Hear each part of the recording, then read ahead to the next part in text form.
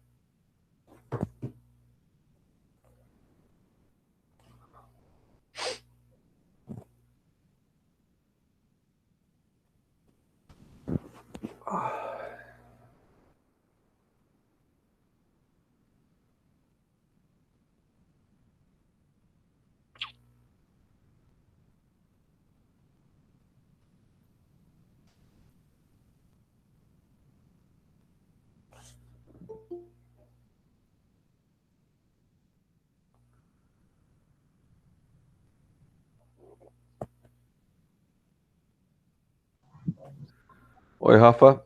Oi, Sor, tudo bom? Bom, querido. Tudo bom. Só faltam duas. Eles já estão entrando. Tá ótimo.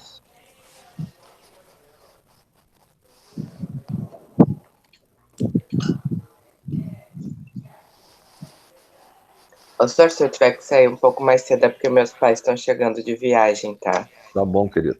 Eu não sei o que eles vão querer quando eles chegarem. Aí depois tu assiste o que faltar, Uhum. tá? A minha ideia é passar para vocês a apresentação e aí falarmos rapidamente sobre o missão, visão e valores. Eu acrescentei mais algumas possibilidades e mandei para vocês por e-mail Uhum. o planejamento estratégico daqui para frente, tá? Deixa eu ligar aqui no computador. Entrou a Raquel. Vamos ver se a Raquel veio sozinha ou veio solteira. Veio solteira. Vem, solteira. Já Ave se Maria. separaram. O vírus não deixou. O João tá vindo? Então tá. Acredito que sim. Deixa ele. Eu tô gravando, tá, pessoal? Uhum. Para ficar disponível para os demais. Ó, chegou o João.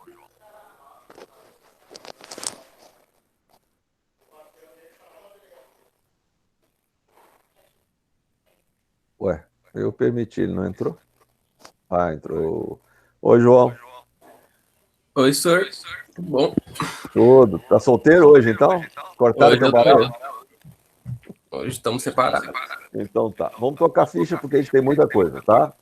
Algumas coisas a gente já viu no nosso último encontro, eu vou repassar.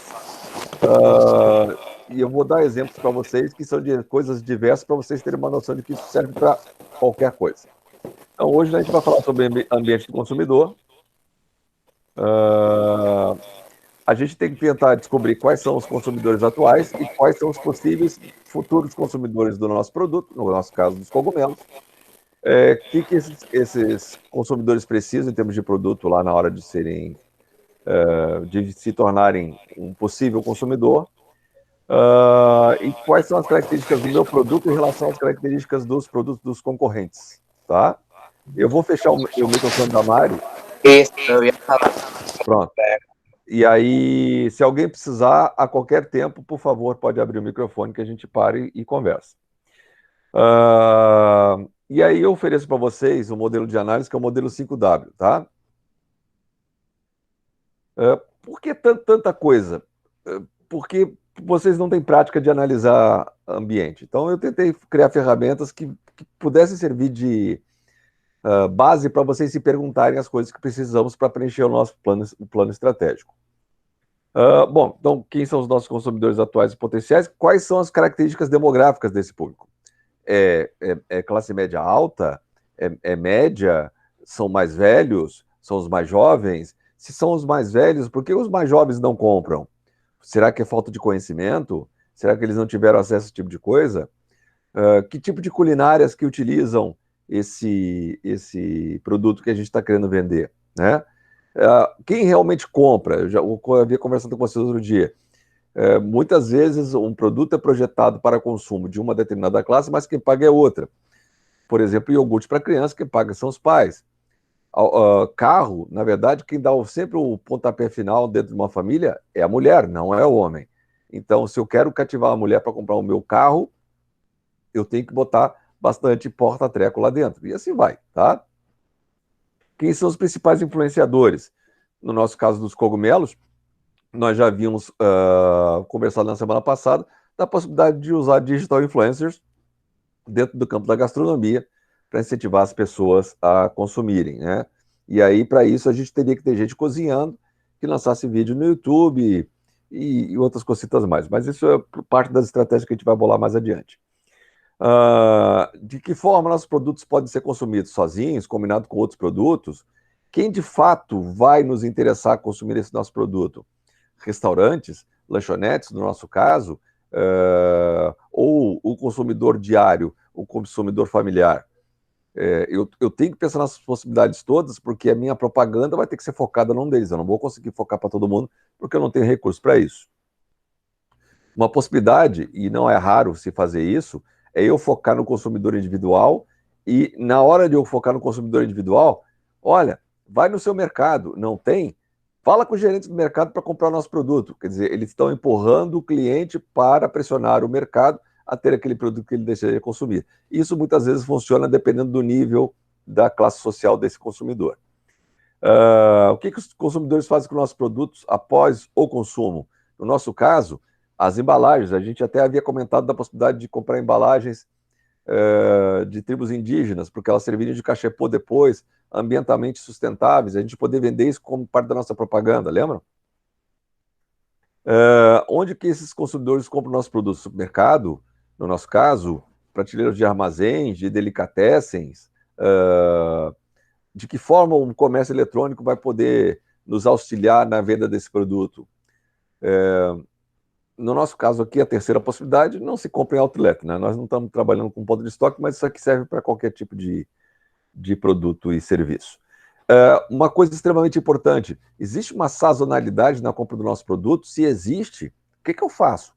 Vocês já devem ter visto algumas vezes que os caras que vendem gás também vendem água. Por que isso? Porque a sazonalidade do gás, ela é muito forte no inverno, que é quando as pessoas mais comem por causa do frio, e quando chega no verão, elas cozinham menos, e aí vão mais para saladas, e aí a venda do meu gás diminui, e aí eu preciso continuar vivendo. O que eu faço? Vendo água, que no inverno vende pouco, mas no verão vende muito. Então, no caso do cogumelo, será que eu não preciso criar receitas japonesas de fazer com que aqueles cogumelos sejam vendidos de forma fresca? Será que eu não preciso criar receitas de sanduíches com os meus vários tipos de cogumelo para que eu possa vender esses cogumelos no verão? Porque se eu for só depender de cogumelo no risoto, estou lascado. O risoto sai mais no inverno, né? Como é que os nossos consumidores consomem ou escolhem esses nossos produtos, né? Quais são as características que eu tenho que ter para atrair esses consumidores? Então, se eu estou preocupado em atrair no nosso caso dos cogumelos, um público que é preocupado com a natureza, ecologicamente responsável, eu tenho que vender muito ou passar muito a ideia de quanto eu sou sustentável no meu negócio. E ser sustentável significa que eu respeito o meio ambiente, que eu respeito a sociedade onde eu estou inserido e que eu vou gerar alguma coisa que permita ganhar dinheiro.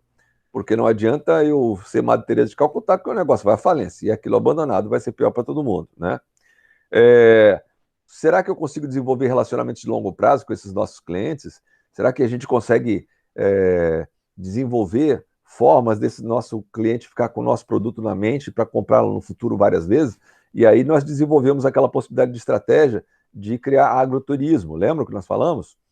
De fazer visitas com escolas e de pessoas. Essa é uma forma da gente fazer vínculos, principalmente em relação à memória afetiva. que é aquela possibilidade de a gente criar comida caseira, igual a comida da avó, lá do sítio, e aí eu apelar para isso, para que eu queira levar os meus filhos e os meus netos naquele lugar. E, sobretudo, conversar com os meus amigos. Fui no lugar no final de semana, eu fiquei solto, consegui conversar com a mulher, as crianças puderam ver galinha, pato, papagaio, e por aí vai, né? E aí a outra e importantíssima pergunta, por que eles não compram os nossos produtos? Porque não sabem usar? Porque não tem acesso? Porque nem sabe da nossa existência? Exemplo que eu dou sempre. Por que alguns cursos do Instituto Federal têm pouca demanda? Porque sequer sabem que o Instituto Federal existe. Né? E isso a vizinhança, não precisa nem ir lá muito longe. Tá? Nós somos um desconhecido. Agora, se eu estou entrando num mercado que já tem outras fabricantes de cogumelo, outros produtores de cogumelo, fabricantes não, produtor de cogumelo, como é que eu faço para a minha marca se tornar conhecida? Bom, então uma das preocupações que o pessoal do marketing vai ter que ter, e não é do grupo de vocês, é do próximo grupo, é criar uma logo muito porreta que vincule os cogumelos a uma gestão ambiental e responsável, tá? Em termos de ambiente externo, que foi o que a gente já conversou na aula anterior, nós temos vários problemas que vão desde os econômicos, políticos, passando pelos legais, tecnológicos e socioculturais. Vamos ver lá rapidamente, para a gente não se repetir muito. A análise ambiental é importante porque a gente tenta entender como é a mudança de hábito do consumo. Então, uma dica que eu dou para vocês, quando forem pensar nas estratégias, é ir no supermercado, num Zafari da vida, que é onde geralmente tem esse tipo de coisa, ou se vocês estiverem perto da casa de vocês, uma delicatessen, olhar por que as pessoas escolhem um tipo de cogumelo e não escolhem outro tipo de cogumelo. Conversa com elas. Eu estou querendo fazer um risoto de fungo, qual é o que a senhora mais me recomenda? Entende? E aí tentar entender por que as pessoas escolhem A ou B. Isso se chama scanning ambiental. Isso pode ser feito com bate-papo.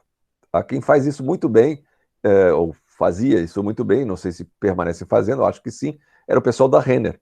Eles iam para as lojas, os grandes cabeções, até o CEO, para entender por que o cliente comprava tal coisa e não comprava tal coisa. Ele queria saber se era problema de exposição, se era problema de posicionamento, se era problema de layout da loja, se era falta de vendedor, conversando com as pessoas. Não tem coisa melhor, sai baratíssimo de fazer. Bom, vamos lá, vamos tocar a ficha aqui. Então, nós vimos isso semana passada, vamos só repassar rapidamente. Vocês vão ter que fazer a análise SWOT. Lembram que a análise SWOT, oportunidades e ameaças, que é ambiente externo, são coisas que vocês não conseguem gerenciar, mas que, se vocês souberem aproveitar, vão se dar bem, e que, se vocês souberem minimizar, vocês também vão se dar bem, que são as ameaças. E o ambiente interno, que são as forças e fraquezas, que são as coisas que vocês podem gerenciar para ter e que vão gerar uma vantagem em relação aos concorrentes, ou, se for uma fraqueza, é algo que você pode gerenciar para se tornar aquilo uma força, ou pelo menos deixar de ser fraqueza, o que já é bastante bom. Com que frequência uma família média janta ou almoça fora? Por exemplo, essa é uma análise ambiental importante. Nos dias de hoje, que a gente sabe que as pessoas não estão saindo por causa da pandemia, essa pergunta é fundamental. Até quando vai continuar isso? Eu diria, lamentavelmente, que como a gente não tem uma vacina, e quando tiver essa vacina ainda vai levar um ano e pouco para todo mundo poder ter, a frequência com que muita gente vai comer fora vai cair, vai continuar baixa. Muita gente ainda vai quebrar em termos de restaurante. Tá, então, mais uma razão para eu começar a pensar em estratégias de as pessoas poderem aprender a preparar cogumelos em casa, certo? Isso é uma estratégia muito importante. Mas tem gente que não acredita na pandemia e já está indo para... Pô, eu garanto a vocês, eu moro em Novo Hamburgo, toda sexta de noite lota a BR-116 em direção a Gramado. Gramado deve estar todo mundo vacinado, porque todo mundo enche aquela porra daquela cidade. Todo mundo vai para os mesmos lugares, senta nas mesmas mesas, come fundir, como se abrir a boca e soltar gotículas não fosse contaminar uns aos outros. Mas o fato é que tem uma parcela da população que não dá bola.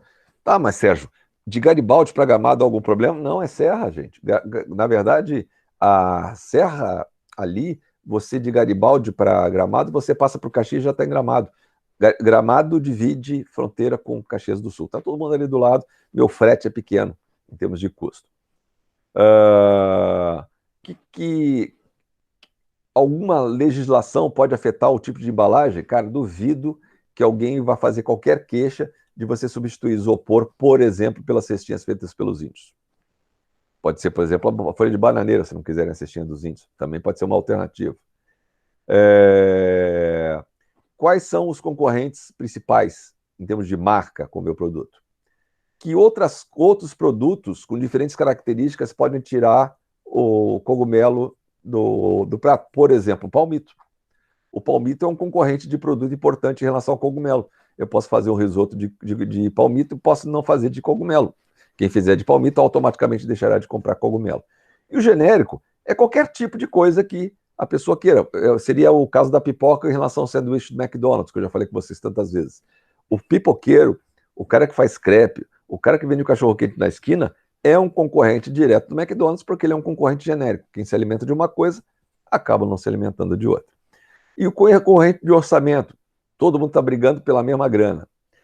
Ora, se nós estamos falando aqui que muito provavelmente o cogumelo é para classe média, alta e alta, eu não tenho um problema aí de orçamento total. Mas se eu começar a querer expandir a minha venda para classe média, que essas pessoas comprem mais e façam comida nas suas casas, eu sim tenho que me preocupar, porque o mesmo cara que compra o meu cogumelo é o mesmo cara que compra um emmental, um gruyère ou um gorgonzola.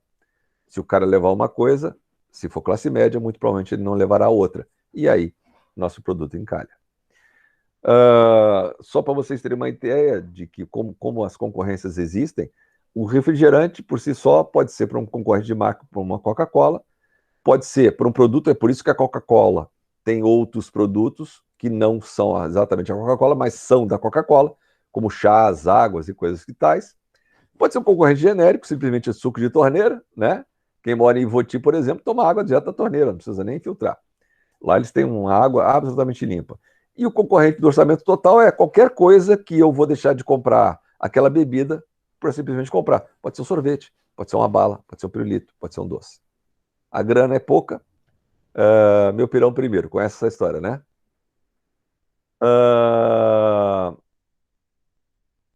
Opa, volta. Eu tenho que tentar definir nesse nosso plano de negócios qual é o perfil desse nosso cliente. Ao tentar definir, aonde eu vou? Vocês podem pesquisar no Google da vida, tem IPEA, tem Sebrae, tem IBGE, para ver a faixa de renda das pessoas ali da Serra Gaúcha, se este for o meu primeiro mercado. Ah, não, Sérgio, eu não quero só ali na Serra Gaúcha, eu prevejo que a gente consegue entrar também na região metropolitana. Ok, vamos entrar na região metropolitana, e aí vocês botam lá, dados econômicos da região tal, que vai ter um monte. Para vocês terem uma ideia, nós estamos atendendo um cliente que é de Cachoeira do Sul, lá no IFRS Reage, e eu estou tentando mostrar para os demais, eles já enxergaram isso, mas estão com medo de falar para o cara, que o negócio que ele quer abrir, que é uma cafeteria, não vai dar certo. E aí eles estão tentando, eles acham que eu fui muito bruto com o cara, mundo pequeno, o cara foi meu colega de faculdade, pode uma coisa dessa. Ele me reconheceu pela voz, e eu não lembro dele, coitado. E aí ele quer abrir uma cafeteria, tabacaria, que é aquela coisa de charuto caro, fumo caro, e mais loja de presente de Cachoeira do Sul. Como dizer para o cara que ele entrou numa fria? Ele já pagou a franquia já, só não abriu a loja. Ora, eu fui lá, peguei o Atlas Demográfico e mostrei como é que está a Cachoeira do Sul hoje. Nos últimos 5 anos ela perde população e a faixa de renda dela maior é entre 1 e 3 salários. Cara, 1 e 3 salários não vai tomar café especial lá na cafeteria e muito menos comprar charuto caro e cigarro caro, que vai fazer cigarro de palha, né? Então não é o perfil adequado para aquele local ele abrir uma cafeteria. A mesma coisa, então, nós temos que ver com os nossos cogumelos. E aí vocês têm que sentar a bunda um pouco e procurar na internet da vida. Não é difícil, tá, pessoal? Tem um montão de dados hoje em dia. Em termos de legislação, o que pode atrapalhar a vida da gente? Então, nós temos que pesquisar o que demanda em termos de lei para que o negócio esteja regular. Se é que o negócio já não está regular. Dia 17, a gente vai ter uma entrevista lá com o empreendedor, e essa é uma das coisas que eu quero perguntar. Se eu estiver lá, se não estiver, eu vou pedir para a colega me perguntar para ele. Teu negócio já está legalizado? Se está, menos uma porrinhação para nós aqui do grupo. Tranquilos? Muito rápido? Tá. Tô tentando não ficar chato. Ah, bom, isso aqui. O ambiente social. Tá, e aí, qual é a tendência demográfica? Bom, eu já canto a pedra para vocês que vocês vão buscar o IBGE e vocês vão ver que está havendo um envelhecimento da população. Isso para nós é ruim. As pessoas vivem mais, as pessoas gastam, e automaticamente, quando vivem mais, alguns custos que ela tem permanente, como filhos em idade escolar, esses filhos crescem e vão alçar os seus voos, e eu sobra mais dinheiro para eu poder consumir. Eu tenho uma onda de casais homossexuais que está aumentando, e o bacana dos casais homossexuais é que o nível de renda deles é muito alto, eu não posso perder esse tipo de público. Então, eu também tenho que investir nisso. Por quê? Porque esse pessoal investe em coisas que lhes dão prazer. Também tem um grande número de casais heterossexuais que decidem não ter filhos. E esses casais investem em carreira e tem grana. Então, eu tenho que ver como é que é assim nas regiões onde eu pretendo investir, tá? De novo, tem que ir atrás desses atlas que Sebrae tem, o IPEA tem, IBGE tem, e antigamente nós tínhamos a Fundação de Economia e Estatística, que são dados de 2017, que também servem, que era do Estado, mas que o idiota do Sartori acabou com a fundação. Mas era ótimo. Mas tem os dados deles ainda estão disponíveis. Como é opa, volta. Como é a diversidade da nossa população? Nós temos um monte de misturas. Poxa, Brasil é mais mistura do que nós temos, impossível. Mas especificamente em relação à região da Serra, nós temos aquele monte de alemão, aquele monte de italiano, e esse povo gosta de gastar dinheiro com comida. Aliás, o gaúcho é uma característica em termos de Brasil. É o povo que mais gosta de comer bem em relação aos demais. Obviamente, se for contado quanto cada um gasta, os paulistas vão ganhar porque eles têm maior renda, mas não porque eles saibam o valor das coisas como o gaúcho sabe. Tá? Uma das razões para o gaúcho saber mais que os demais é porque boa parte da população que veio para cá veio passando fome. Então eles dão muito valor a muitas coisas, que lá o pessoal de Rio e São Paulo, a imigração foi diferente, não teve esse mesmo problema. Outra coisa que no nosso caso, vamos matar pau, responsabilidade social e ética. A gente já sabe. Vocês chegaram a ler o documento aquele do cliente, que era um plano, um projeto para a FAPERGS? Se não leram, leiam, tá? Tem que ler aquilo antes de começar a fazer tudo isso.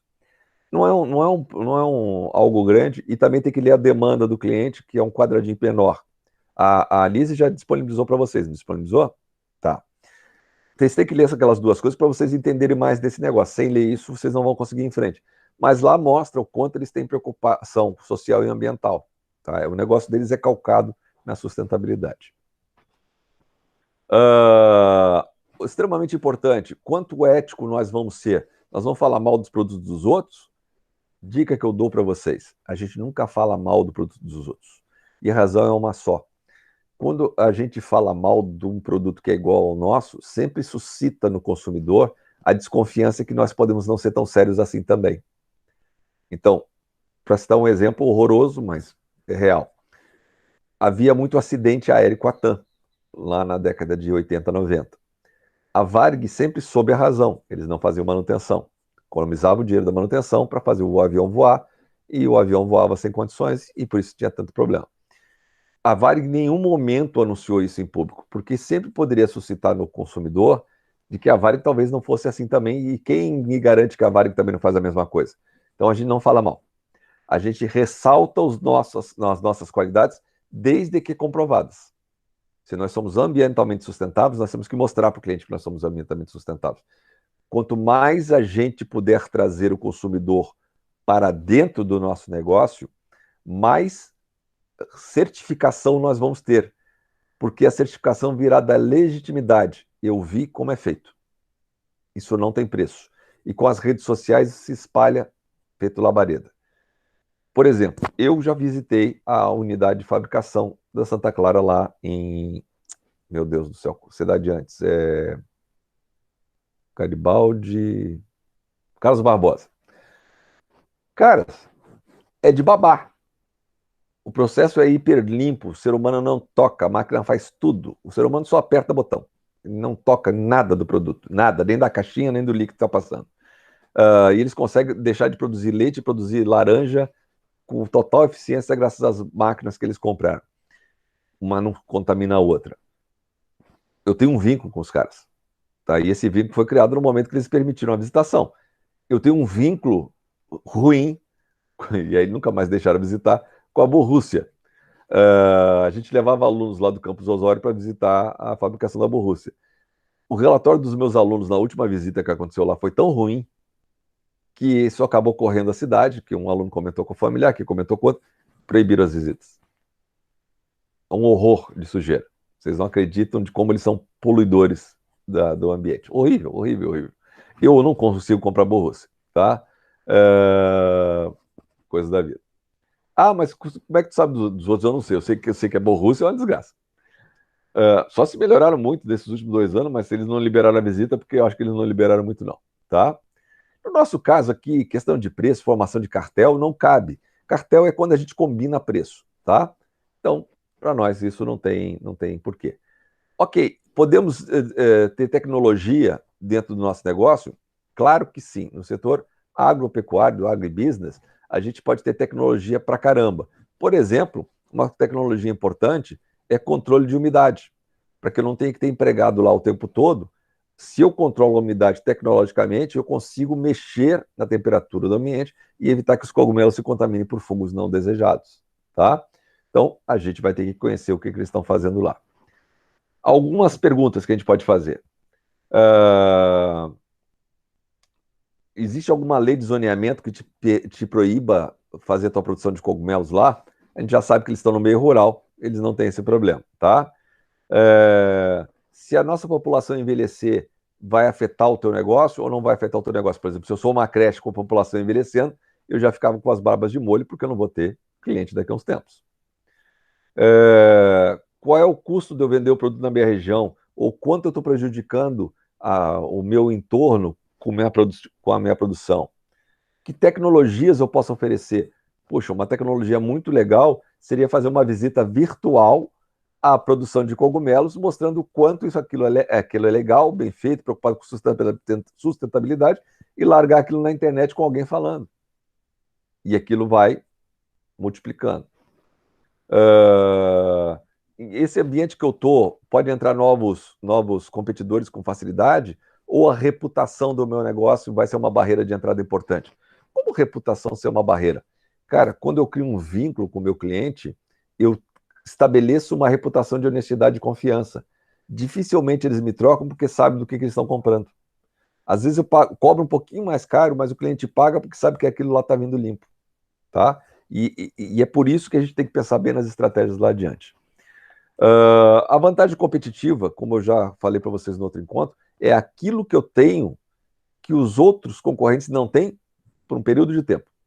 Significa o seguinte, eu toda hora tenho que estar pensando no meu negócio para criar uma nova vantagem competitiva. Eu não posso achar que aquilo que eu vou criar vai durar 200 anos. Não dura. Nada dura mais de 200 anos. Algumas coisas duram dias, outras duram meses e outras duram alguns poucos anos. Porque logo que pode, alguém imita aquilo e eu tenho que tornar de novo competitivo outra vez, uma outra nova vantagem. Tá? Então eu não posso ficar parado achando que o mundo vai parar porque eu estou legal. Bobagem. Não é assim que funciona. Produtos substitutos. O que pode entrar de diferente para substituir o meu? De novo, para nossa sorte, o palmito, que é um grande competidor do cogumelo, ele é hiper protegido, poucas variedades e não é qualquer clima que dá. Então, isso é um produto substituto que não nos atrapalha. Mas que produtos similares podem atrapalhar o meu?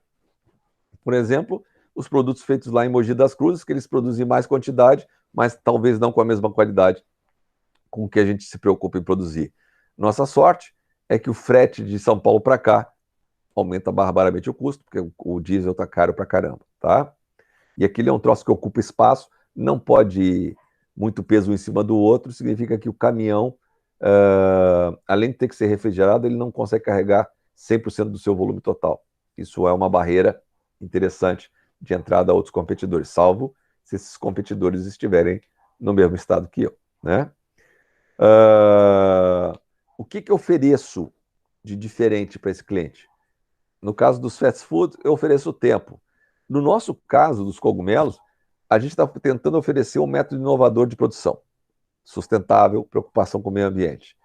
Os valores, a gente tem isso no nosso produto através, por exemplo, de novo da sugestão, desculpe ser repetitivo, das cestinhas dos índios, porque eu consigo gerar renda para uma comunidade abandonada pelo poder público. Quando eu ensino aqueles clientes a utilizarem o produto da forma correta, eu estou dando uma atenção especial para esse cliente. Pode ser ao vivo, pode ser através de vídeo, pode ser um tutorial ao vivo, com eu de um lado e os meus clientes do outro. E se a gente conseguir virar aquilo no futuro um agroturismo, o meu relacionamento vira um relacionamento de longo prazo, porque as pessoas vão lá visitar. Uma das coisas que eu quero que vocês ponham na cabeça de vocês, pessoal, é que a gente não está livre de ter novas pandemias nos próximos 10 anos. Então, se a gente pensar esse negócio direitinho, não vai ter pandemia que vai atrapalhar a vida deles. Tá? Até visita, eu posso ter visita de uma família que normalmente convive no mesmo ambiente familiar e com as pessoas da empresa lá tomando os devidos cuidados para não contaminar uns aos outros. Eu talvez não possa ter vários grupos familiares visitando ao mesmo tempo, mas eu consigo agendar para as pessoas irem. E só para vocês saberem, isso aqui não nos cabe agora, mas existem 3 tipos de concorrência. A concorrência pura, onde produtos muito similares são oferecidos por diversos vendedores ao mesmo tempo, ganha quem estiver melhor preparado naquele momento com preço e com qualidade. A concorrência monopolista, onde meia dúzia é dono daquilo e os demais não conseguem entrar porque nem deixam. Então, alguns médicos, por exemplo, não conseguem trabalhar em algumas cidades porque médico depende de que outro médico mande cliente para eles. Ora, se eu sou um pediatra, entro numa cidade, vamos lá, do tamanho de Garibaldi, e os outros médicos não mandam cliente para mim, é uma barreira que eu não consigo, porque os outros pediatras que estão lá instalados fizeram a sua panelinha e não permitem que ninguém mais entre. Tá? Isso é concorrência monopolista. E aí, finalmente, o oligopólio é quando uma única organização é dona de todo o pedaço. Hoje, no Brasil, nós temos 2 oligopólios importantes de venda de cimento. São só 2 empresas no Brasil inteiro. O que esses caras decidirem em termos de preço afeta o Brasil inteiro. Tá? Isso é muito grave. Também tem... vocês já estudaram Porter, né? Ok, as 5 forças. Também tem essa outra possibilidade de analisar os ambientes através da matriz das 5 forças de Porter. Novos ingressantes, poder de barganha dos fornecedores, quanto mais fortes eles são, menos chance eu tenho de barganhar. Poder de barganha dos compradores, quanto mais fortes nós formos para poucos fornecedores, melhor vão ser os preços que a gente vai comprar. Ameaça de produtos substitutos, isso existe sempre, mas no nosso caso menos, a não ser que seja um produto similar, ou seja, outros cogumelos. E, sobretudo, a rivalidade entre concorrentes, que é a maior das burrices, tá? Por exemplo, as vinícolas são concorrentes entre si lá no Vale dos Vinhedos. Mas o que eles fizeram? Em vez de todo mundo tentar matar um ao outro, eles se uniram e criaram o tal do Vale dos Vinhedos. Como o gosto existe para tudo, né? Como diz uma socialite lá do Rio, gosto não se discute, lamenta-se. Então a gente tem um cara que gosta do vinho muito bom, o cara que vê a diferença entre uma uva, não sei das contas, em relação a outra uva e prefere gastar naquilo lá, e tem aquele outro que não liga para nada disso, o que vier me deixa feliz. Então tem espaço para todo mundo. E eles fortaleceram o consumo do vinho, que ora beneficia eu, ora beneficia você. Mesma coisa tem que ser com os cogumelos. Se a gente descobrir aí na análise, vocês, se eu não me engano, já falaram isso no encontro passado, que existe um consumo menor do que poderia ter, quanto mais unidos forem os produtores de cogumelos, mais cogumelo a gente vai vender. A gente reduz o custo de marketing, por exemplo, que a gente começa a criar campanhas coletivas, coma cogumelo. Fica doidão comendo cogumelo. Quer criar uma diferença no teu almoço? Faz uma comida com cogumelo. E assim por diante. Conquiste a outra pessoa com cogumelos. E por aí vai. Tá? Vamos lá. Aqui é o que vocês já sabem. A gente já conversou também sobre isso na outra. E aí, o que eu gostaria de botar na cabeça de vocês é que qualquer um é concorrente nosso a qualquer tempo. Desde a pessoa que senta do lado da gente na sala de aula, até o meu vizinho, que quer o mesmo curso que eu, e, no caso de produto, se vier produto da China de uma maneira que eles consigam manter conservado com um preço muito, muito inferior, e às vezes com uma qualidade similar, eu estou roubado. Eu gosto muito dessa imagem aqui, porque a concorrência pode estar muito próxima de vocês. Serve muito para o João, Tem que tomar cuidado, João. Tá lá você abraçado com a Raquel, o seu amigo vai lá e ó, passa um passa fora em você. Não, né, João? Tá garantido, né, João? Você me garante, ó. Ah, legal. Agora, a gente vai ter que entender que estratégias, e daqui para frente faz muita diferença a compreensão de vocês. Que estratégias eu vou criar para fazer com que o meu cogumelo, em termos de futuro, cresça e que os donos do cogumelo possam não só depender de cogumelos, mas também de outras possibilidades. E aí, antes de ir para frente, eu vou ter que deixar muito claro para vocês o que é estratégia e o que é técnica de gestão. Estratégia é algo que vai criar valor, de fato, sem eu cobrar mais caro daquele cliente. É algo que eu vou agregar que para aquele cliente... Isso varia de cliente para cliente. Se vocês pegarem uma bolsa Louis Vuitton, o que cria valor não é a bolsa, não é o formato da bolsa, mas a marca. Por que eu estou disposto a pagar 3 mil reais para uma bolsa? Porque eu quero me destacar em relação ao restante da população. Um exemplo que eu já dei constantemente para vocês, em aulas lá anteriores, que a gente teve em conta, foi aquele Mercedes Classe A que foi produzido no Brasil na década de 90. A Mercedes veio para o Brasil na década de 90, implantou uma fábrica que custou os tubos lá em Juiz de Fora para produzir um carro, porque eles viram que o brasileiro tinha muito desejo de ter um Mercedes. E aí criaram o Mercedes Classe A, que não é esse Classe A que hoje roda por aí, é um Classe A chatinho, parece um... Meu Deus do céu, parece um Fiat Tipo, parece um carrinho sedã. Um sedã não, um carrinho hatch. E foi uma desgraça de venda. E a desgraça de venda é porque eles criaram um Mercedes que competia na mesma faixa de preço desses outros que já existem por aí e que qualquer um poderia ter. E o brasileiro, ele quer ter o Mercedes, aquele que o vizinho não consegue ter, e não um Mercedes. A diferença estava no artigo. E a propaganda deles, agora você já pode ter um Mercedes. Foi um furo danado. Quem comprou aquele carro está desgraçado, porque o carro, a manutenção dele é cara, ninguém quis comprar depois, o valor de revenda dele caiu demais, que nem os carros da Peugeot, que você deixa um carro muito bonito, mas ele não atende o gosto daquele público consumidor. Então, isso não é estratégia, isso é técnica de gestão. O exemplo que eu dou para vocês é o da torta. Se eu quero baratear o custo da minha torta para vender mais, eu vou e pioro o chocolate que eu uso nela. O chocolate é um ingrediente caro, o leite condensado é um ingrediente caro, eu pioro a qualidade do leite condensado. Eu vou tornar ela mais barata, mas isso não é estratégia, é simplesmente baixar o preço em função da maneira como eu passei a assar.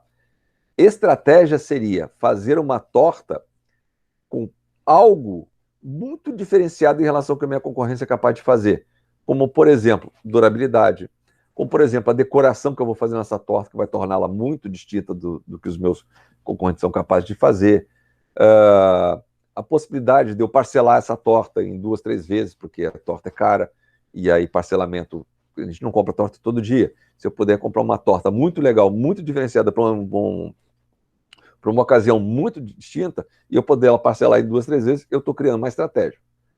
Técnica de gestão não agrega valor, é simplesmente uma forma de a gente tentar baixar o custo das coisas. Tá? Entenderam isso? Bom, e aí eu vou oferecer para vocês, na análise, 4 tipos de estratégia. 3 são do Porter, e uma é do Zilberstein, que é um pesquisador da USP que só pesquisa sobre agronegócios. Liderança em custo, diferenciação, foco, diversificação. Presta atenção, porque eu estou dando, inclusive, dicas de como fazer, tá? Vamos lá. Em liderança em custo. O que é liderança em custo? Eu gero um custo mais baixo do que os concorrentes, possibilitando vender a um preço menor. Ué, Sérgio, você não acabou de dar um exemplo agora? Não, eu vou explicar, no nosso caso, como fazer. Olha lá, se eu melhorar o processo produtivo, eu não estou piorando a qualidade dos ingredientes. Se eu, por exemplo, conhecer técnicas novas para produzir, vou dar um exemplo bobo para vocês. Alguém já cozinhou feijão? Não. Se vocês cozinharem feijão, existe uma técnica que permite que eu economize gás. Eu vou fazer do feijão sempre do mesmo jeito, mas vai economizar. Pego a minha panela de feijão, depois que ferve, depois começa a bater a sineta lá da minha panela de pressão, 25 minutos depois eu desligo. E não mexo naquela panela. O cozimento vai continuar com a pressão que já está interna. Eu deixo aquele ar esvaziar sozinho, eu não acelero levantando a tampinha. Cara, eu economizo um montão de gás fazendo isso. Ah, mas aí me toma tempo. Cozinha mais cedo. Se eu economizo gás, eu não estou repassando esse custo da minha ineficiência para o meu cliente. Entenderam? E aí, no caso dos cogumelos, que forma? Bom, uma das formas é eu unir vários produtores de cogumelos com extensionistas que trabalhem com cogumelos e ter trocar práticas, conhecimentos de como trabalhar com aquilo de forma melhor. Em termos de desenvolvimento tecnológico, eu estou dando o exemplo do frango. Em 1970, o frango era abatido com 1,7 kg após 49 dias. Em 2018, eu já consigo abater com 35 dias e com 2,6 kg. Ou seja, eu abato mais rápido, ganho mais em peso. Eu ganho um monte de dinheiro. Por quê? Porque eu confinei esse bicho, tem um porrão de ração, e esse bicho engordou mais rápido, eu consigo vender mais rápido e entra dinheiro mais rápido. Outra, será que todos os equipamentos que a gente utiliza, vocês utilizam o micro-ondas o tempo todo? Na casa de vocês? O tempo todo? Não tem alguns momentos que vocês usam menos ou usam mais? Ah, para cima de Moá, usa de manhã, de tarde, de noite, ele fica ligado o dia inteiro? Como assim? Tipo, Micro-ondas. Tem momentos que você usa em 1 minuto e meio, 2 minutos, ele está resolvido, não tá? É tipo na hora do almoço e na hora da janta. Ok. Café também. E aí O meu tá quebrado, nem uso. eu tenho um equipamento que fica lá parado, ocioso, a maior parte do dia, que me custou 600 pila. Dependendo de onde eu moro, por que eu não ter um micro-ondas que seja de comum uso para todos os apartamentos daquele andar, por exemplo? Por que não criar um nicho no corredor onde eu tenho uma batedeira que todo mundo possa usar? Eu não uso batedeira o tempo todo. O uso o tempo todo de ligado na tomada ou uso de tipo. O uso de botar alguma coisa lá dentro. Ah, não. Entenderam? A mesma coisa acontece com os equipamentos agrícolas. Nem tudo eu uso o tempo todo. Então, eu dou para vocês um exemplo lá. Por lei, toda vez que você tira leite da vaca, você tem que botar no resfriador. E ele fica naquele resfriador por 2 dias, porque é o tempo que leva para a cooperativa ou o caminhão de leite passar lá e tirar aquele leite. O menor resfriador de leite que tem 200 litros. Uma família, uma agricultura familiar não consegue tirar 200 litros em um dia. Geralmente tira 90 litros em 2 dias. Ora, para que eu vou ter um tanque daquele gastando luz, só com o meu leite lá dentro? Por que eu não partilho com o meu vizinho? Aquilo lá tem um medidor de litros, eu sei exatamente quanto eu botei e sei quantos litros o meu vizinho botou. Entenderam? E eu reduzo o custo de aquisição e divido o custo de eletricidade. Pronto, eu estou criando uma estratégia que é de mudar o processo de trabalho sem piorar a qualidade. Entenderam os macetes? E é isso que a gente tem que analisar lá com eles. Comercialização. Em vez de eu ter um caminhão só para levar meu produto, por que eu não posso ter um caminhão que vai levar o meu produto e do vizinho? De repente vai levar alface, agrião, tal do vizinho e os meus cogumelos. Na hora de adquirir insumos, caras, eu sempre dou esse exemplo. O pessoal lá da Cidade Baixa é extremamente inteligente, lá da Lima e Silva, obviamente antes da pandemia, né? Agora com a quebradeira eu não sei como é que tá lá.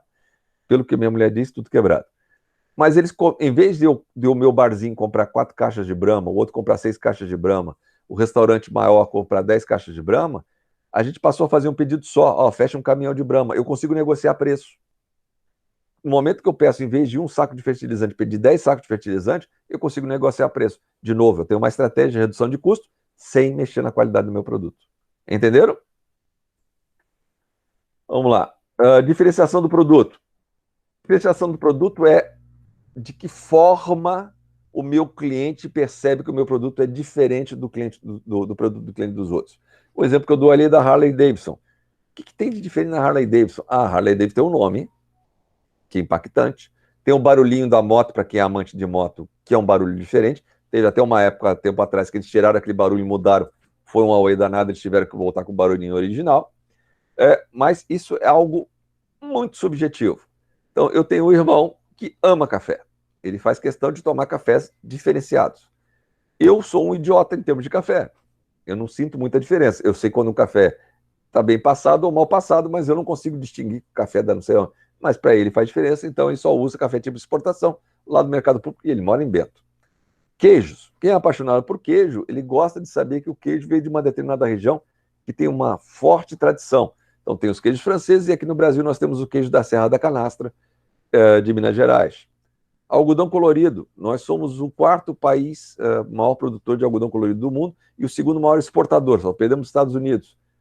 A Paraíba hoje é um dos maiores plantadores de algodão colorido.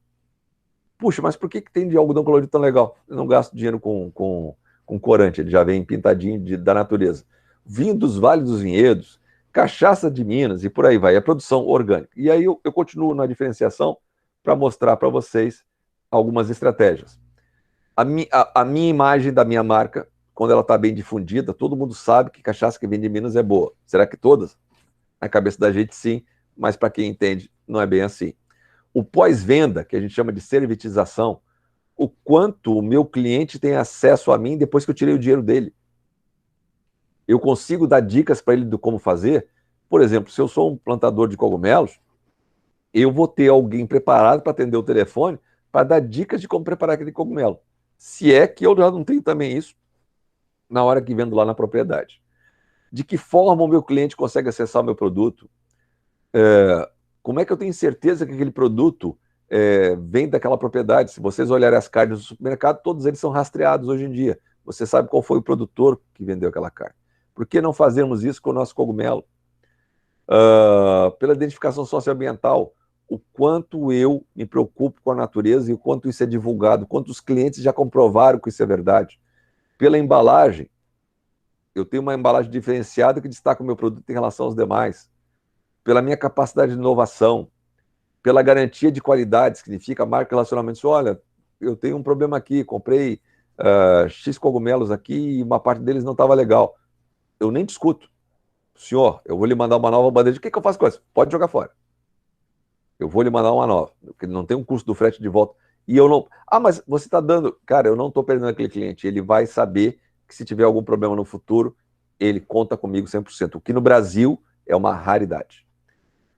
Posso também ter uma diferenciação de produto de entregar os meus produtos prontos. Se eu sou uma agricultura familiar, eu converso com os restaurantes, eles gastam um longo tempo descascando batata, lavando as folhas de alface, descascando chuchu. Se eu já levar isso pronto, já dentro de baldes, com água, ele elimina um monte de mão de obra que ele tem lá e o trabalho do restaurante já começa a funcionar no momento que chegam as minhas mercadorias. Eu não tenho que processar aquilo tudo e gerar um monte de resíduo. Pô, e aquele resíduo lá que o agricultor gerou descascando aquilo tudo? Vai para compostagem, vai virar adubo.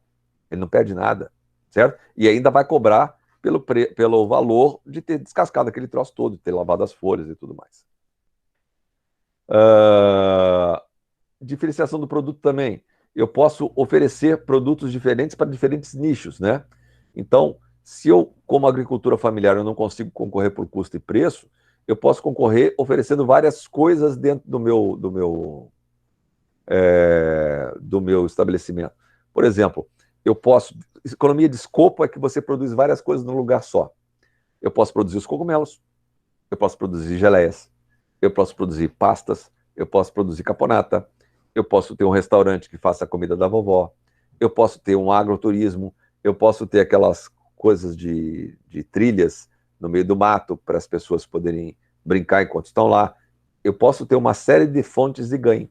Isso é uma diferenciação. Cria vínculo. E esse criar vínculo significa marketing de relacionamento, que é uma coisa muito difícil de ser copiada. Vocês, por exemplo, estão estudando no Instituto Federal. Querendo ou não, vocês criaram um vínculo. Eu vou te dizer pela resposta do Rafael do último encontro, em que eu perguntei: Rafael, tu vai fazer enseja? Não, eu vou ficar até o final, porque tu criou o vínculo. Entende? E se fosse o Sérgio? O Sérgio ia ter feito enseja e já ia ter pulado fora. Mas são expectativas diferentes, certo? Óbvio, eu tô com 57, eu não tenho mais tempo a perder. E você está começando a vida, está com 19, né? Então tem uma série de quesitos que fazem com que esse marketing de relacionamento se estabeleça. Mas, sobretudo, reputação. Quando o cliente cria confiança na gente, a gente tem uma reputação a zelar e a gente não abre mão dela por nada. Por isso tem que entrar lá nos nossos valores. Foco. Finalmente, a última estratégia do Porter. Eu posso segmentar o meu produto por cliente ou por área geográfica. Eu posso vender só para uma determinada parcela da população e não vender para outra parcela da população, ou porque eu não tenho produção, ou porque eu entendo que aquela parcela da população tem grana para comprar o meu produto. Olha só, uma coisa que eu sempre me irrita bastante, eu até vendi esse peixe para vocês no ano passado, de alguém trabalhar com isso, é fazer, acho até que um dos grupos fez, uma série de hortifrutis que o produtor não consegue entregar no supermercado, é porque o tamanho está irregular, porque tem um pequeno defeitinho, ou porque deu uma batidinha, para o supermercado aquilo é lixo. Mas se eu colocar aquilo dentro de uma caixa bonita e fizer um clube de assinaturas, onde o meu cliente vai receber os legumes da semana, ou uma vez a cada 15 dias ele decide, tudo direto da horta, direto do produtor, puxa, eu vou criar uma relação vai ser muito difícil de imitar. Porque ele sabe que sou eu que estou colocando aquilo dentro da caixa, que eu estou, claro, surpreendendo o cara, porque ele não vai saber o que vai cozinhar aquela semana, porque como eu quero vender tudo o mais fresco possível, é aquilo que eu acabei de colher e que para o supermercado não é interesse. Eu vou cobrar muito mais barato que o supermercado, mas não vou ter perda, que ele não vai virar lixo. E eu tenho um respeito ambiental fantástico nisso. Entenderam? Eu não tenho problema, pessoal, de falta de alimento no mundo. Eu tenho problema de gestão. Vai muita coisa para fora. No Brasil, a ideia é que vá 40% de tudo que é produzido para o lixo, por causa dos pequenos danos. E aí, finalmente, a diversificação. Então, eu estou dando algumas ideias para vocês. Fazer o agroturismo, trazer escolas e turistas visitando o meu local, para a gente criar um vínculo. As cestas com hortifrutis entregues na residência do cliente. Restaurante de comida colonial. Aulas de gastronomia para ensinar o pessoal as diversas formas de cozimento. Compotas e pães caseiros. Alimentos orgânicos. Rotas temáticas. Então, se eu criar aquela rota do romance, rota não sei das quantas, eu começo a criar um vínculo daquelas pessoas para ir naquela região. Se eu participar de feiras livres, eu também vou ter contato direto com o meu cliente. Se eu trouxer abelha para dentro do meu negócio, eu vou ter um outro tipo de cliente já também. Bom, o algodão colorido que eu já falei para vocês. E se eu conseguir vender para as pessoas a ideia de que eu combato pragas da forma sustentável, fantástico. Pouca gente sabe, mas se eu misturar óleo de cozinha usado com detergente, eu não preciso usar defensivo agrícola, ele mata um montão de praga. Muda o pH, e ao mudar o pH, a praga some.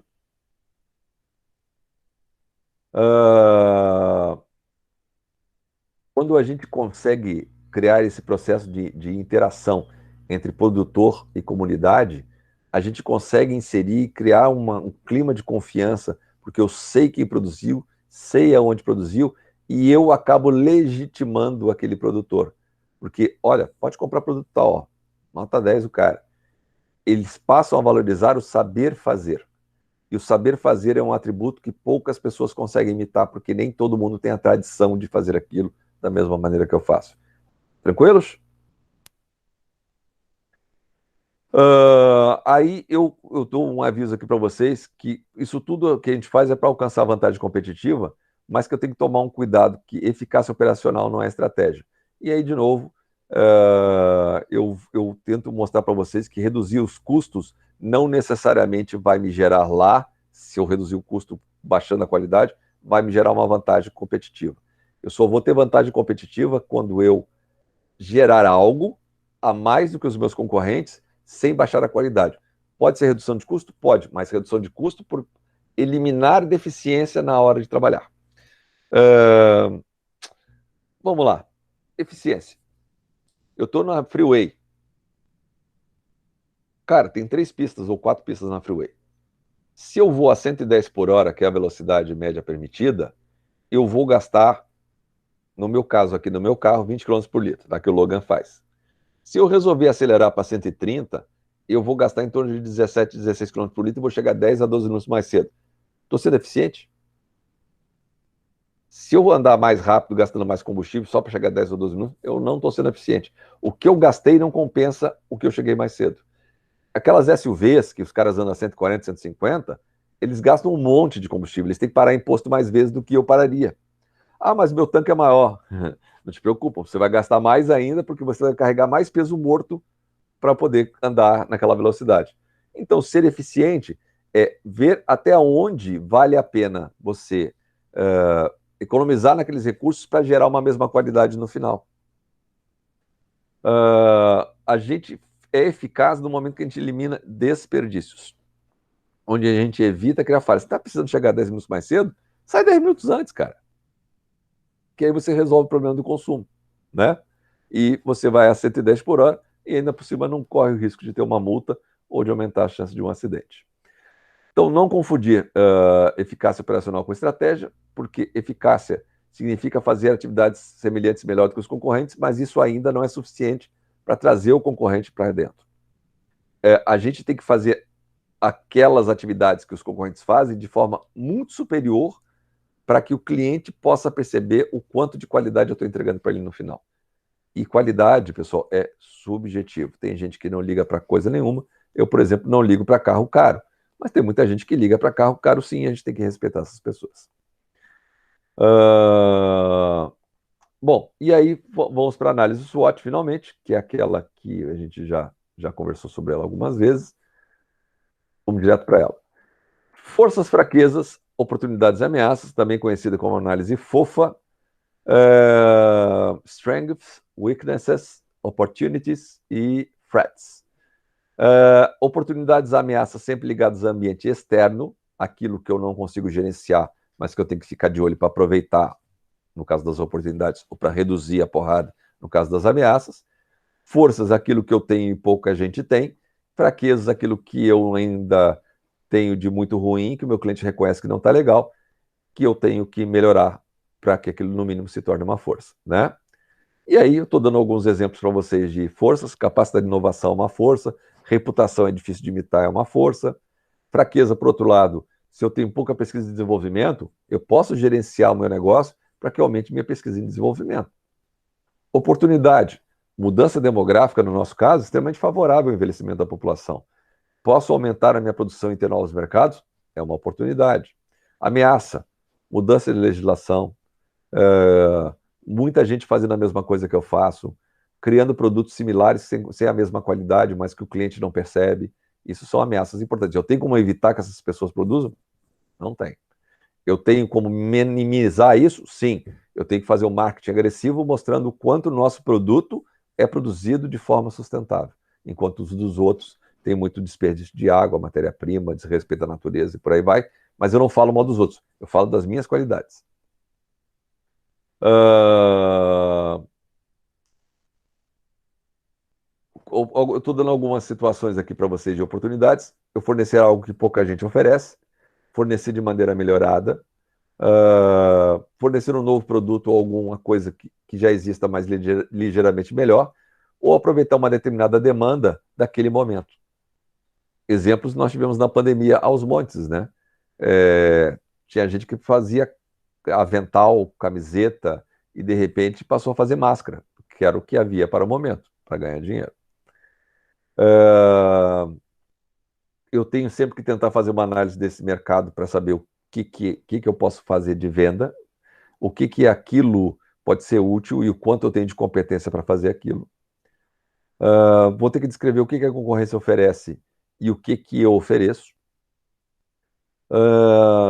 Vou fazer uma análise de mercado, que foi o que o nosso amigo lá da charutaria de Cachoeira do Sul não fez. Qual é a dispersão geográfica desse mercado, quanto eu posso continuar espalhando o meu produto, que condições sociais podem influenciar na hora de comprar, se tem muita gente concorrendo comigo ou pouca gente, e que porte tem essas empresas que estão concorrendo comigo. Se eu tenho as competências necessárias, ou se eu preciso contratar alguém, ou se eu consigo me virar com o que eu tenho, em termos de pessoas. As ameaças são aquelas que destroem, né, as possibilidades, e os pontos fortes, pontos fracos, basicamente eles estão ligados a alguns itens. Recursos humanos não é coisa fácil de imitar, se eu tenho as pessoas certas, não é fácil. Se eu tenho as instalações, os recursos físicos necessários, também não é fácil de imitar. Às vezes pega sol num pedaço e não pega sol no outro, isso faz toda a diferença, dependendo do que eu estou produzindo. Reputação, confiança do cliente, isso tudo são recursos organizacionais que também não são fáceis de imitar. Bom, vamos nós. Quero ir para cá. Exemplo do McDonald's, para vocês entenderem. Pontos fortes. Introdução das saladas. Pagamento por multibancos, ou seja, vários tipos de forma de pagamento. acessibilidade, ainda tem possibilidade de você conseguir comprar pelo drive-thru.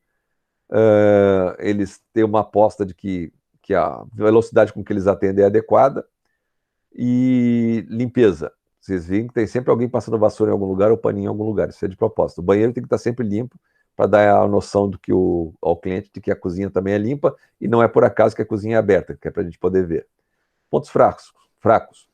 De fast food, de fast não tem nada, né? Dependendo de quem você pega, da loja que você pega, é slow food. É uma desgraça de lento. Capaz do botequim da esquina com prato feito ser mais rápido do que eles. A produção que eles fazem de comida causa danos ecológicos, não só pelas embalagens que eles geram, mas também pelo tipo de hambúrguer que eles geram. A comida não tem nada de saudável e são famosos por serem a empresa que mais tem ações trabalhistas no Brasil. Oportunidades. Bom, eu posso introduzir produtos menos calóricos, eu posso criar uma comida mais saudável. Eles hoje competem com os hambúrgueres de gourmets, com aqueles outros sanduíches que, em vez de custar R$20, custam R$40, que, na minha opinião, não vale nem 10, mas está lá vendendo, tem uns trouxas que pagam, e podem melhorar o atendimento. E ameaça? Bom, eles têm o M sendo imitado de várias formas diferentes. O M é deles, tá? Ele foi criado pelo cara que roubou o McDonald's. Vocês já viram um filme chamado Fome de Poder? Show de bola aquele filme. O Ray Kroc roubou do McDonald's. Eu fiquei com ódio do McDonald's. Filme. Eu também, cara, não consigo entrar mais lá. Assim, se eu comesse McDonald's, eu não comeria mais. Estamos do mesmo jeito. Eu nunca fui fã de McDonald's, mas eu gostava do Sunday. Nem isso eu não consigo consumir mais. Também fiquei com muita raiva.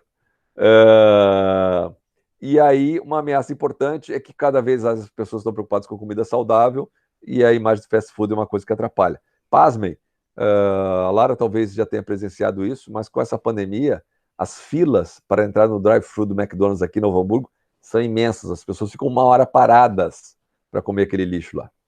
Não dá para entender. Outra coisa importante que nós vamos ter que construir, e eu vou lembrar a vocês que é objetivos e metas. Objetivo é algo que eu desejo alcançar. Meta é algo que eu desejo alcançar com prazo e quantidade.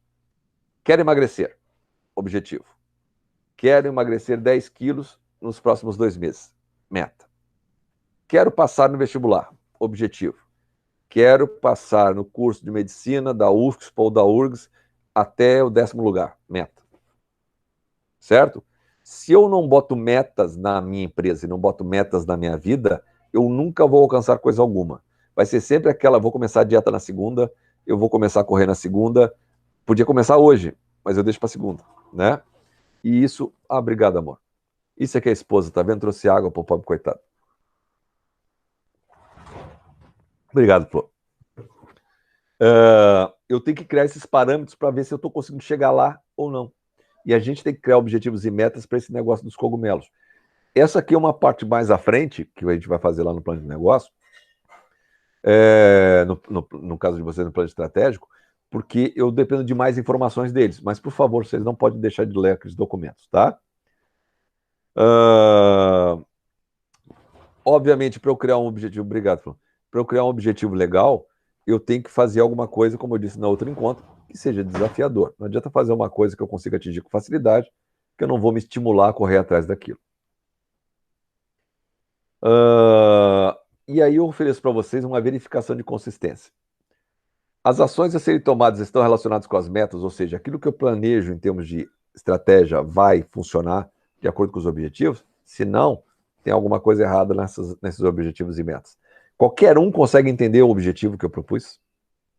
Eu consigo comparar aquilo que eu estou me propondo com aonde eu quero chegar? Eu estou olhando para as oportunidades de mercado?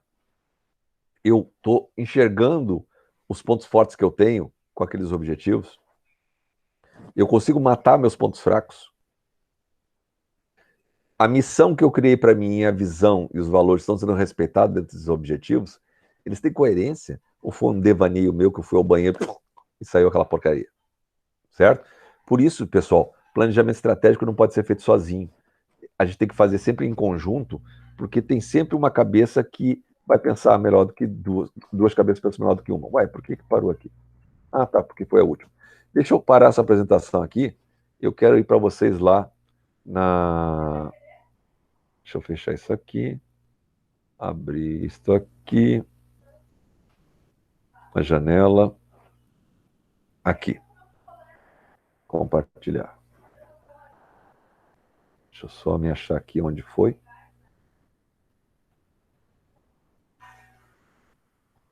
Um bocadinho. Sim, criatura. Ah, tá. Vamos lá. Eu bolei para vocês outras possibilidades de missão, tá? Obviamente, isso aqui não tem nada de batido martelo. A gente pode repensar isso aqui e depois que conversar com o cliente lá no sábado próximo, pode ser que a gente tenha que alterar alguma coisa a mais. Mas, olha só, botei 3 possibilidades, tá? Desenvolver modelos inovadores e sustentáveis para a produção de cogumelos. Essa é uma. Promover uma transformação sustentável na forma de produzir cogumelos. Essa é outra. Entregar alimentos produzidos de forma sustentável. Essa terceira eu fiz mais genérica, porque eu não estou falando só de cogumelo, estou falando de que eu posso produzir mais coisas, tá? Será que é boa? Não sei se eles têm intenção de produzir mais coisa nesse momento. Por isso é tão importante a conversa de coisas. Mas olhe que em comum a todos tem a palavra sustentável, ou seja, eu quero ser visto como uma empresa sustentável, tá? Agora, vamos lá na visão, onde eu quero chegar. Ser protagonista na oferta de alimentos saudáveis e ambientalmente corretos, essa é uma. Ser reconhecido por transformar a vida das pessoas através da oferta de alimentos saudáveis e um ambiente acolhedor. Por que eu construí essa segunda aqui? Porque eu me manquei que uma das coisas que a gente está propondo em termos de estratégia é tornar aquilo um agribusiness, um agroturismo. Então, a segunda é onde eu vou chegar lá adiante, que eu ainda não tenho. E aí ela abrangeria essas duas coisas, certo? Em termos de valores, eu mudei um pouco as palavras de vocês, mas basicamente as mesmas. Responsabilidade socioambiental, foco na inovação, respeito à biodiversidade e ambiente colaborativo. Esse ambiente colaborativo é para pensar nos funcionários que trabalham lá, tá? Que eu nem sei se trabalham lá. Eu não sei o quanto é familiar e quanto... Pelo que eu ouvi de conversa, tem funcionários trabalhando. Porque o cara tem outras coisas para fazer na vida e ele não cuida daquilo lá diretamente. Ele nem pode ser chamado de agricultura familiar, só para vocês saberem, uma propriedade aqui no Brasil para ser chamada de agricultura familiar, ela pode ter no máximo 4 módulos fiscais. O módulo fiscal é uma unidade criada pelo INCRA que varia de região para região. Então, tem lugares que o módulo fiscal é 115 hectares, por exemplo, lá na Amazônia, e tem lugares que o módulo fiscal é 5 hectares. Ele pode ser de 5 a 115. Especificamente ali em Garibaldi, eu já olhei, o módulo fiscal é 12 hectares. Então, tá, certamente ele deve ter um módulo fiscal só. Só que aquela propriedade tem que ser feita pelo agricultor e seus familiares. Eu posso ter mão de obra contratada esporadicamente, mas não de forma permanente, senão não é agricultura familiar. E por que é importante a gente entender isso? Porque uma série de fontes de financiamento só podem existir se for para a agricultura familiar, se eu estiver caracterizado como uma agricultura familiar. Os juros são bem mais baixos. Bom, então eu caí no outro, que já não é agricultura familiar, possivelmente sim, e aí se ele pensar em buscar financiamento, obviamente isso não vai ser para o nosso grupo, mas é para vocês entenderem que a gente tem que pensar para frente. Ele quer expandir o negócio dele para daqui a 5 anos vai precisar de grana, aí nós vamos ter que chamar para a nossa turma aqui contador, que eu acho que a gente já vai ter no outro grupo ali para frente, na área de finanças, e ver quais são os juros que vão ser dos vários empréstimos possíveis para quem é agricultor. Tá? Deixa eu fechar esse aqui e vamos lá para aquele outro projetinho que eu fiz para vocês. Eu fiz ontem. Sim, é sobre isso que eu queria falar. Eu fiz esse negócio ontem, durante o dia todo, tá? E aí eu mandei para as professoras, mas eu esqueço que quem trabalha final de semana sou eu. Então, elas não me responderam nada. Pode ser que esse documento aqui, em algum momento, porque eu não quero fazer nada sem passar por elas, por uma razão muito simples. Eu sou um só. Se eu tiver mais cabeças pensando, melhor para todos nós. Então, eu mandei para elas. Se elas, por acaso, fizerem alguma alteração, eu reenvio para vocês, tá? Ou de acréscimo, ou de decréscimo, mas eu tentei fazer o mais mastigado possível para tornar a vida de vocês o mais fácil possível. Então, vamos lá. Esses primeiros quadrinhos aqui, eu botei porque, como o plano estratégico é o primeiro a ser feito, a gente pode preencher, porque isso aqui vai fazer parte do plano de negócios todo. Tá? Quando é que a gente vai preencher isso aqui? Vai lá para o final. Não se preocupe com isso agora. De onde a gente tem que começar a se preocupar? Do 3 para frente. Hoje, eles são uma organização que está pensando em expansão. Tá? Então, a gente já sabe que seria a coluninha do meio. Tá. Faça uma síntese do tipo de empreendimento que você pretende implementar. Essa é uma pergunta que eu quero fazer para o empreendedor. Se ele não conseguir se definir em 10 palavras qual é o negócio dele, ele não sabe qual é o negócio dele. E aí eu preciso investigar bastante para que a gente possa transcrever para cá aquilo que ele de fato entende que seja o negócio dele. Por isso eu quero tanto ir. Eu tiro os pontos na quinta-feira, vou perguntar ao médico se eu vou conseguir subir a serra dirigindo. Se ele deixar, eu vou estar lá junto no Garibaldi, porque eu tenho mais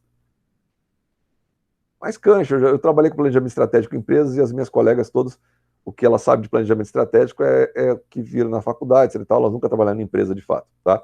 Isso te dá uma vivência para perguntas que o que não as desmerece em hipótese alguma. Elas têm um bom background, senão eu nem daria bola para elas. Tá? É que eu sou mais malandro, só isso. Bom, missão, visão e valores, neste momento nós temos aí, tá? Então, a 3.2, vocês, depois de ler o plano lá da professora, que ela fez para a FAPERGS, você já pode até escrever alguma coisa aqui e me mandando, tá? Pode botar isso de forma compartilhada e a gente se ajudar, tá? Missão, visão e valores, por enquanto nós podemos botar isso que nós temos aí. E aí, da agora em diante, eu tentei criar formas para que vocês possam ir atrás. Que informações vocês têm que ir? Se eles têm concorrentes, tá? Como é que é o atendimento desses concorrentes? Aí, eu coloquei 3 concorrentes, supondo que vocês consigam achar 3 concorrentes. Se vocês não acharem 3, acharem 2, botem lá o 2. Como é que é o atendimento deles? De que forma eles distribuem os seus produtos? Se são mais caros, se são mais baratos? Por exemplo, no Zafari, vocês conseguem já ter algumas dessas coisas. Porque eu tenho 2 cogumelos de marcas diferentes lá com preços completamente distintos. Eu tenho um a R$10 e outro a 16. Aí vão lá na internet e pesquise a vida desses caras. Tá? Depois, eu não sei se tem fornecedores. Eles devem ter alguma coisa com o fornecedor e assim que a gente souber quais são, a gente vai preencher essa coluna aqui. Estão conseguindo me acompanhar, pessoal? Que agora eu não vejo mais vocês. Conseguem? Tá. Eu estou olhando só o documento. Eu tinha que ter jogado o celular para o Drive, eu esqueci de jogar para o Drive. Sazonalidade. Puxa, eu tenho algum problema de sazonalidade no meu produto, eu consigo produzir o ano inteiro, ou se eu consigo produzir o ano inteiro, tem consumo para o ano inteiro, só que são coisas que a gente tem que descrever. Eu preciso ter mão de obra especializada para produzir isso aqui, se em caso positivo eu tenho ela na região, ou eu consigo ter mão de obra lá e eu capacitar, eu tenho que escrever isso aqui. Dentro do ambiente externo, que tipo de público consome o meu produto? Aquilo que eu falei com vocês durante a conversa. Porra, quer dizer então, Sérgio, que agora a gente vai ter que sentar a bunda na internet e pesquisar? Pessoal, vocês vão ter que pesquisar um bocado. Ver quem é o tipo de consumidor. Façam vários tipos de perguntas diferentes no Google, que vocês vão ter vários tipos de respostas diferentes. O que define o poder de compra dos consumidores, né? Meu desejo de fazer alguma coisa diferenciada, será que tem ambiente para isso? Ora, acho que para o público B+, e A, tem. Se vocês olharem, tem vários restaurantes gourmet que vendem kits, que nem eu falei para vocês, já tudo picado, certinho, e os caras cozinham online junto com as pessoas que compraram aqueles kits, que custam 100, 150 reais o kit, que dá para 2 pessoas, e aí você cozinha e come junto com o chefe de cozinha que te acabou de ensinar. É uma live que passa 2h30, mais ou menos, batendo papo. O ambiente político atual afeta, as eleições vão afetar o nosso produto ou não? Existe alguma exigência governamental a mais que eu preciso preencher? Que tipo de tributação pode afetar o meu negócio? Ambiente cultural. Se eu tenho um público consumidor que espera um comportamento meu importante em termos de sustentabilidade, será que existe? Na minha opinião, existe. Vocês vão ter que pesquisar. Em termos de recursos naturais, eu tenho lá tudo que eu preciso para produzir. Gente, lá naquele documento lá da FAPEC, vocês vão achar. Isso tudo é para surgir várias ideias em vocês, para que vocês possam chegar aqui, ó, e preencher a matriz SWOT. Tranquilos? Assustados? Não? Então tá. E aí, definir objetivos e metas. Depois de eu fizer a matriz SWOT, eu tenho que ir para os objetivos e metas, e aqui, de novo, a gente vai precisar ter uma conversa com o empreendedor, porque a gente precisa enxergar onde ele quer chegar. E aí eu botei alguns tipos, tá? Satisfação dos clientes aumentada, reduzir o custo de produção, capacitação dos colaboradores, rentabilidade ampliada, responsabilidade ambiental implementada, ampliação de escopo, ou seja, oferecer outras atividades lá. E aí, aqui, a gente vai construir as estratégias baseadas na liderança, diferenciação, foco de diversificação, que foram essas que eu apresentei para vocês, que a gente vai ter que pensar nesse negócio em termos de futuro. E isso pode ser o atendimento diferenciado, tecnologia diferenciada, memória afetiva, reputação, que tipo de segmentos de clientes eu vou querer atingir, e por aí vai. Tranquilos? É até aí o trabalho de vocês, salvo se as minhas colegas mudarem alguma coisa. Deixa eu voltar lá para vocês e parar a apresentação. Deu. E aí eu queria saber o que vocês têm de dúvidas. Pode abrir os microfones, por favor. Qual vai ser o próximo passo depois da missão, visão e valor? Vai ser a reunião? Não. O próximo passo é você já indo atrás dos dados demográficos. É só seguir o documento. No Google, já pesquisa. Toca a ficha. É só seguir aquele documento que vocês já têm os passos todos, tá? As conversas vão ser úteis para alguns pontos. Até para ver se a nossa visão e missão tem a ver com o que ele quer, para ver se realmente tem problema com o fornecedor. Aí vai nos ajudar.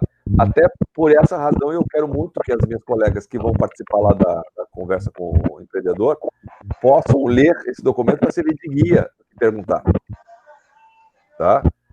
Também no dia 17 a gente vai ficar sabendo se ele vai nos permitir ter um encontro mensal, para que a gente, enquanto grupo e os demais grupos, possam ir. Olha, estou uma dúvida da gente, o que você quer com isso? Porque uma coisa é fazer um plano de negócios de algo para alguém que você domina, e outra coisa é fazer um plano de negócio de um negócio que você não domina. Por isso, não adianta vocês irem em frente enquanto não lerem aquele documento lá da professora, que é o plano que ela fez para a FAPERX. Vocês têm que ler aquilo. Tá? Lendo aquilo, parto para os computadores. Se divida em termos de trabalho. Não adianta todo mundo procurar a mesma coisa. Se divida em termos de trabalho para ver, dentro daquelas perguntas que estão lá, o que cada um vai pesquisar. Se alguém conseguir mais rápido, oferece ajuda para o outro. Olha, eu consegui tal coisa. Mudar o tipo de pergunta que faz no Google faz toda a diferença do mundo para conseguir descobrir. Tá?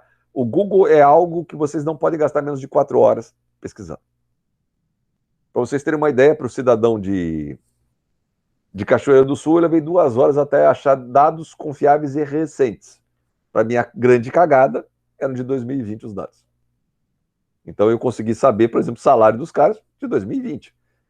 Não tem como eu dizer para o cara, olha, você vai fazer um negocião, que é o que minhas colegas querem que eu diga. Não vai quebrar a cara. Aí o que você sugere para ele? Perdeu 45 mil reais, que foi o que ele pagou pela franquia. É melhor ele perder 45 mil reais que ele pagou pela franquia do que ainda alugar um imóvel por 2 mil reais ao mês, que era um ponto péssimo, gastar com todo o equipamento dele, e aí, quando você gasta em equipamento, é importante que vocês saibam um nome chamado Sunk Costs. S-U-N-K Costs. Sunk é afundado. Sunk Costs são os custos que você tem para montar um negócio que, se você resolver parar ou mudar, você perdeu. Então, eu não tenho como recuperar dinheiro de todo um móvel feito sob medida para aquela loja. Ninguém vai me pagar o preço que eu paguei pelas minhas estufinhas lá de guardar salgadinho ou pelo meu fogão industrial, porque quando eu for vender, eu vou vender como usado. E ainda por cima não tem condição de financiamento, vai ser à vista. Então eu abaixo muito o preço. Esse é um custo que ele não recupera nunca mais. Eu estou tentando evitar que ele gaste isso. Qual é a minha recomendação hoje para os meus colegas? Nós vamos ter reunião nos próximos dias em relação a esse cliente. É de que a gente olhe o contrato dele e vê o quanto ele consegue receber de volta dos 45 mil. Mas, em hipótese alguma, abrir qualquer coisa lá. Outra, não é ele que vai cuidar do negócio, vai botar uma pessoa que ele nem tem ainda, vai ter que selecionar. E eu vou dizer, cara, tu vai ser roubado. Porque o cara vai ver um monte de dinheiro entrando e não tem ideia do quanto sai, ele só vê dinheiro entrando. E aí, mas espera um bocadinho, mas tem os salgados. Eu sei quantos salgados eu botei lá para vender. No final do dia eu vou lá e faço as contas, tá? E o que impede dele trazer os salgados dele de casa, vender os dele e não vender os teus? Alguma coisa? Não. Café. Eu tenho uma ideia, uma noção básica de quantos cafés eu consigo fazer com 1 quilo de café. Mas não é exatinho, é um chute. Tá, e se de cada 10 cafés, 1 ou 2 ele botar no bolso dele? Não tem como, certo? Então vai ser roubado. Ele tinha que ter alguém de absoluta confiança, ainda assim com cuidado. E eu ainda fiz questão de citar o meu exemplo. Disse, olha, eu tinha um restaurante no Rio de Janeiro, o segundo restaurante. Eu tenho certeza que a minha ex-mulher me roubava. E ela dormia comigo. Aí o cara ficou com um olhão assim. Eu não tenho vergonha de dizer isso para você, eu tenho certeza que ela me roubava. E aí, se ela que dormia comigo me roubava, que dirá um cara estranho que você vai selecionar ainda na cidade? Ele não é da cidade. Ele é funcionário do Banco do Brasil, foi passado para lá, gostou e vai ficar por lá, e achou que tendo um segundo negócio ele ia ter muita renda, vai ter uma bela uma renda, vai. O banco vai, ele não. Entendem? Essas coisas todas, por isso é tão importante vocês olharem o projeto deles. Não é um projeto grande, dá para ler fácil. Olha aquele cartãozinho que tem a demanda que ele escreveu, que foi a última coisa, do que ele deseja, para vocês terem uma noção do quanto ele precisa de tudo. E aí, saiam fazendo aquele planejamento estratégico que eu mandei para vocês, se dividam. Eu não vou entrar nessa de, tu faz isso, tu faz aquilo, porque vocês já estão bem adultos, tá? É fácil. Agora, uma dica que eu vou dar para vocês. Por favor, eu estou dando essa dica para vocês, e se a outra turma, duvido que alguém vai ouvir esse aqui que a gente está gravando, mas está gravado. Vocês vão ter uma avaliação final no terceiro trimestre. E essa avaliação final vai ser em cima da participação de cada um, porque a única forma da Lise poder ter uma noção do quanto realmente trabalharam, quer dizer, não foi um trabalhando por 5, é se vocês realmente meterem a mão nisso aqui. Porque vocês vão fazer a apresentação disso aqui para os demais, mas quando chegar no terceiro trimestre, ela vai querer saber o que você fez. E se vocês não fizeram nada, vocês não vão saber responder. Tá? Então, façam com carinho, dividam realmente entre vocês 5, para que a coisa aconteça. Por sinal, a outra caiu, né? A Mari saiu fora. Tá. A Mari avisou que estava em ligação com um familiar. Tá bom. Pediu para avisar.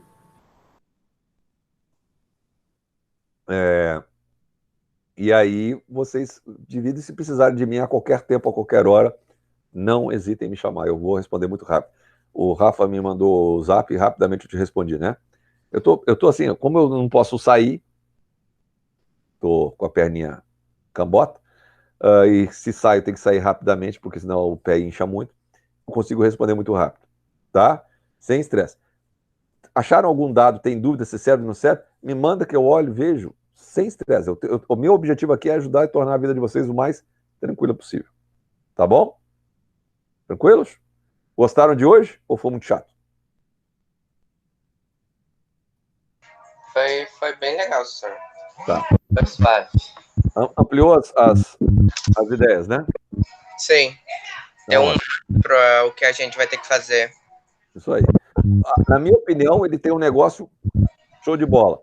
Agora eu vou pro lado positivo dessa história toda, tá? No momento que vocês tiverem feito esse plano de negócios todo, quer dizer, a turma toda, isso tem que ir para o currículo profissional de vocês. Porque no futuro, quando vocês forem disputar vaga com alguém, ele vai perguntar, você tem certificado? Não tem, porque isso foi uma disciplina de curso.